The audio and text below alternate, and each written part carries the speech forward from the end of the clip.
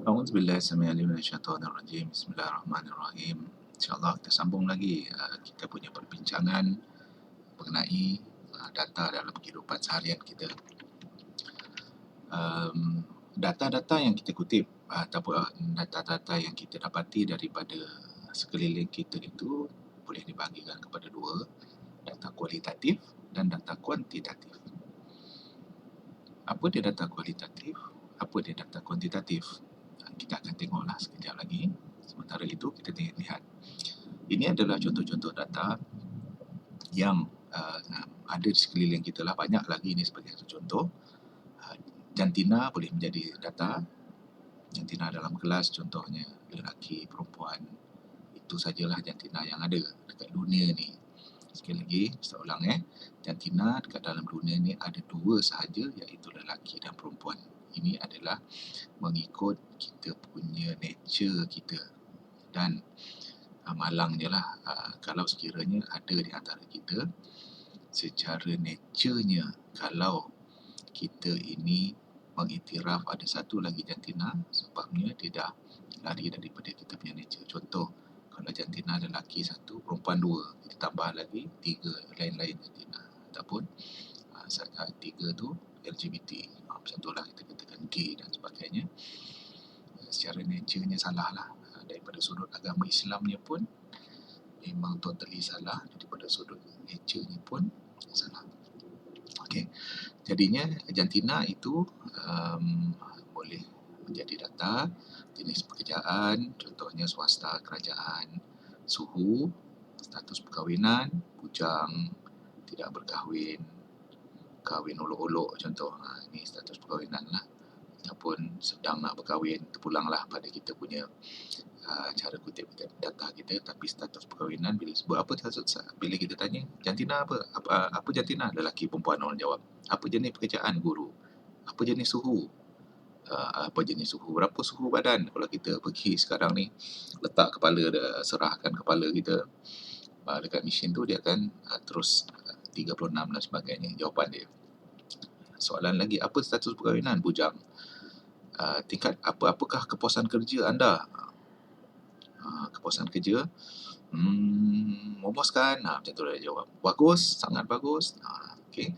Kemudian kepuasan belajar secara online, jawab aduyai, belajar secara online sangat payahlah kita katakan, sebab kita dah biasa secara bersemuka. Dan tidak dinafikan bahawa bersemuka ni dia setakat inilah kajiannya dengan kaedah yang kita dudukkan. Dekat IPG sekarang ni pun kaedah kita banyak yang kita belajar, banyak yang kita belajar untuk mengajar itu, ataupun satu sudut lagi, tenaga pengajar yang mengajar pun banyaknya kami mendapat latihan secara bersemuka dan ajar secara bersemuka. Jadi dengan pendekatan yang baru ni mungkin dia memakan masa untuk kita developkan skill, kita nak developkan method yang terbaik bagaimana kita nak mendekati murid dengan cara online ini yang tidak bersemuka.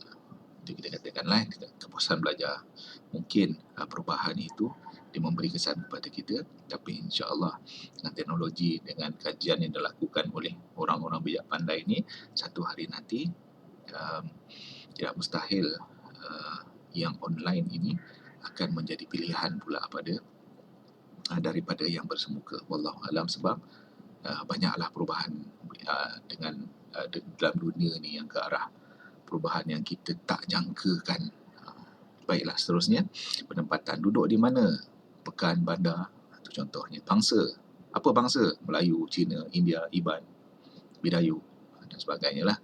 Seterusnya, setuju tak kalau Iban ni dijadikan universiti contohnya? Setuju atau tidak? Tahap kepuasan. Makan tadi tu berapa apa rasanya contohnya lah. So program yang anda jalankan ini sebagai satu contoh lagi, program ni macam mana, okey tak okey? Contohnya macam mana cara penyampaian pensyarah tadi contohnya. Lepas tu seterusnya, skor kecerdasan mental. Biasanya skor kecerdasan mental ini dihasilkan dalam bentuk nombor lah, kita katakan berapa anda punya. Siapa yang pernah duduk ujian IQ, dia akan bagi skor 98, 103, 80 dan sebagainya. Jadinya skor itu kecerdasan mental atau skor yang diberikan. Umur, kalau tanya berapa umur anda, kita tak boleh biasanya orang tanya umur, kita akan jawab 17 umur kita, 23, 80, 70, itu umur. Tak ada orang tanya berapa umur anda, tua dah kata dia, muda lagi. Berapa umur anda, baby kata. Tak ada. Biasanya kalau ditanya umur, dia akan jawab dengan itulah, dengan umur, dengan angka. Pukul berapa sekarang ni? Okay. Kemudian seterusnya pendapatan tinggi, rendah, sederhana. Kalau kata-kata tahap pendapatan anda tinggi, rendah atau sederhana, ada range dia. Kalau soalan dia, pendapatan anda berapa? 7,000, 1,000, 500, 1,500, 4,700, dan bagi angka. Berapa berat badan anda?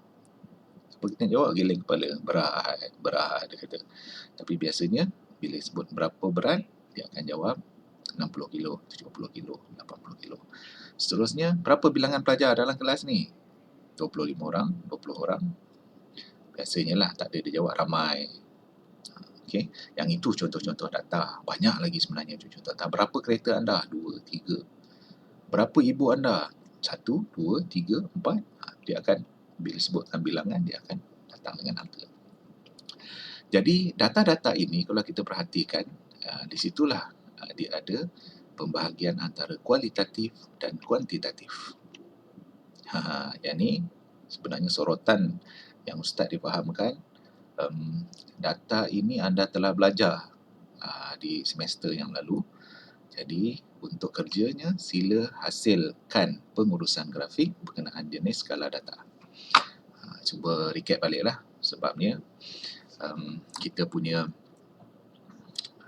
dalam nak menyelidik lah, nak apa nanti, nak buat proposal dan sebagainya. So, data-data tu penting. Kita nak fikirkan data jenis apa sebenarnya. Sebabnya bila kita tahu data tu jenis apa, dia ada rentetan lagi macam mana kita nak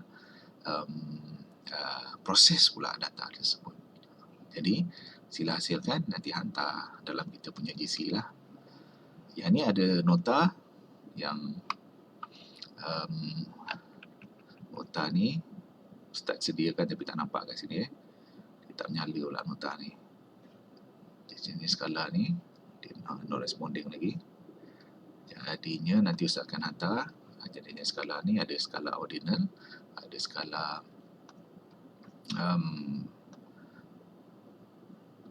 ordinal, ada skala nominal, ada selah dan sebagainya. Ada 4 jenis data tu.